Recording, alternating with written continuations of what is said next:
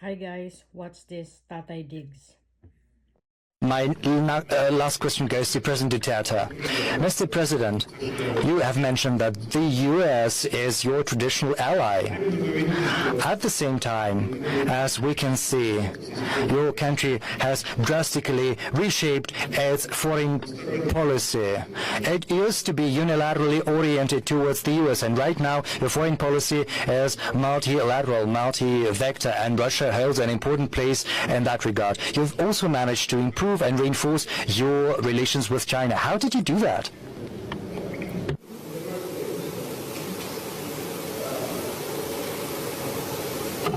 In the first place, we have been a colony of Spain then with the United States. Altogether, Spain had about 300 years and 50 years under the yoke of imperialism by the United States. It's all water under the bridge. And we have been prepared to do the governance that we decide. Over the years, I have seen that the foreign policy of the Philippines always tailored that of the United States. And we can hardly go to some, at that time, communist countries just to explore trade and commerce. It was looked upon by the American government as not a pleasant one, not a new development that would make them happy. And during my time, I was at a loss where to go. I didn't have contacts. I was not really expected to win the presidency. As a matter of fact, during the last week of the elections, I was in the number 4. But the week before the elections, my rating shot up to 32, and so I won by a landslide. Now I wanted something more than just what a new country can give us. And even in the purchase of arms and the things that they have given us, some were good, some were bad. And products, air assets that were given to us were refurbished from NATO, then given to us. And a week after, 3 of those we bought from them crashed, killing all my pilots and crew, 6 helicopters. And that was the time that I was also criticized heavily by the human rights of the United States Congress. And then, to my surprise, even the Human Rights Commission. You know, during the time of 2 presidents ago, we were told by the United States itself that if we do not take care, if we do not watch out, our country will be swallowed by drugs. And it came to pass with about 2 presidents. And we saw mayors, city mayors, and the chairman of the most basic unit of government, 50,000 into drugs. And when I took over, I found out that 9 generals were involved in the trafficking of drugs. I said, I'm not only fighting corruption from the inside of government. I was fighting corruption and the trafficking of drugs even in my government. And that is why I had to do something very hard. And now people say that my pronouncements actually encourage everybody to kill the drug lords and drug addicts. You know, frankly, I would be happy to if that things happen. And I enunciated the rule when I became president. And that was also the same rule when I was mayor for 21 years in a city. And I said that I'm going to build a comfortable city a safe city, a city where you can walk. And I asked the police, ask your wife and children to walk the streets at night. If they come home unmolested, unbridled by worries, not victims of mugging and crimes, because there are so many addicts in the streets. And I said, I want that kind of environment.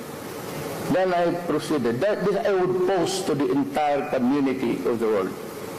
Is it wrong for a president to say rather, that do not destroy my country, especially the children, because I will kill you? And that was my order to the armed forces and to the police. And right now, even as I fly here and go back, there are about, again, 2 generals who are still playing with that.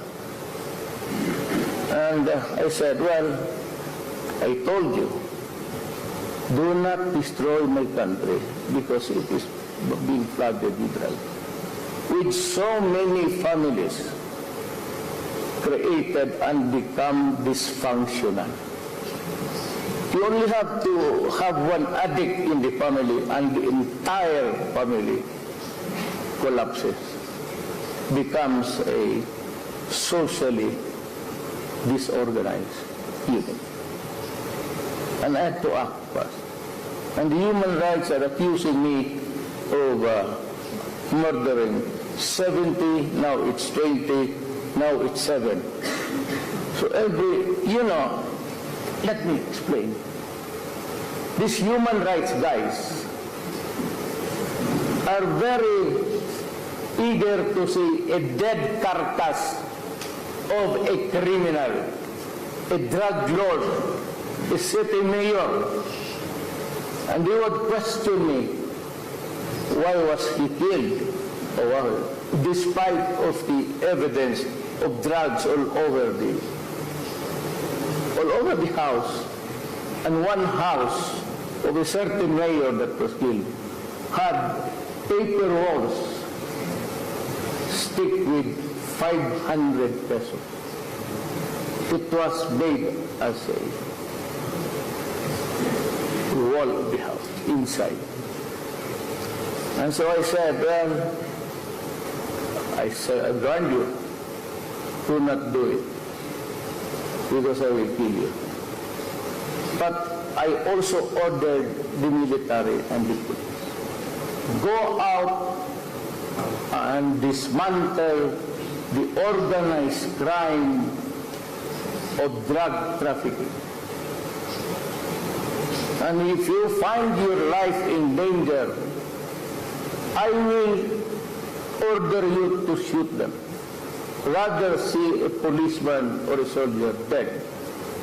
In Marawi Rebellion, it started with a drug case. And so it was rebellion, it was almost everybody of that place, which was really the laboratory of the entire Philippines, where drug was produced and people had money. You can see no business there except the stores. And yet, there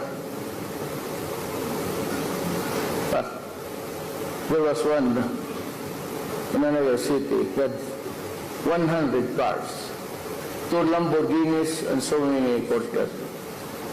And yet the human rights would still insist on a wrong committed by me. So I told them, I'm sorry. But if there is something, I told you dismantle. And if, in the process you kill.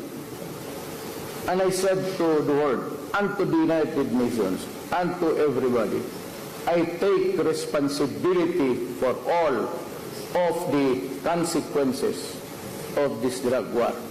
I and I alone. If somebody has to be hanged, I will be happy. I will even put the noose on my neck and say, go ahead. Or if you want to shoot me in a firing squad, fine. Our national hero died before a firing squad. that would be an honor for me. Sobrang nakakamiss si tatay, ano? Ang galing at saka talino. Sana pabalik pa siya. Sana. Pero, I know, alam natin matanda na si tatay. Pero, how I wish and we wish, di ba? Alright, thank you so much tatay for everything. You're the best president ever.